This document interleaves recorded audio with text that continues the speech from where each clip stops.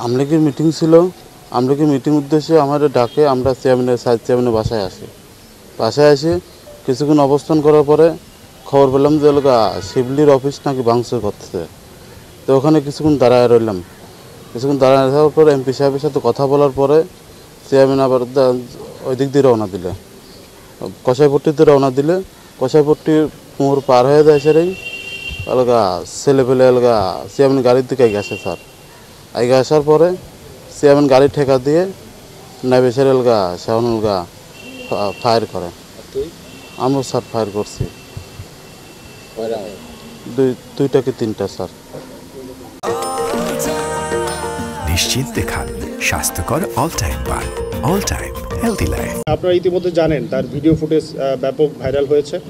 সেখানে ছিল সে নিজে দুনালার সাইডে যে দুনালা অস্ত্র ছিল সেটা দিয়ে নিজে ফায়ার করেছে। তারপর সাইদ নিজে ফায়ার করেছে। তারা দুজনেই মূলত ওই স্পটে এবং এই সম্পর্কিত যে মামলা, ওরা দুজনই মানে ভিডিও ফুটেজ অনুযায়ী তারা দুইজন সরাসরি ফায়ার করেছে। হ্যাঁ, সেই অস্ত্রগুলো উদ্ধারের ব্যাপারে আমাদের অভিযান এখনও চলমান আছে। আমরা এখনও প্রচুর খোঁজাখুঁজি করছি, প্লাস আমাদের যেই ধরনের টেকনোলজি আমরা ইউজ করতে পারি আমরা করে যাচ্ছি। আমাদের তদন্ত অব্যাহত আছে।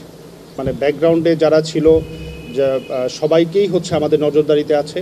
আমরা সবাইকেই খুঁজছি, সবাই আমাদের নজরদারিতে আছে।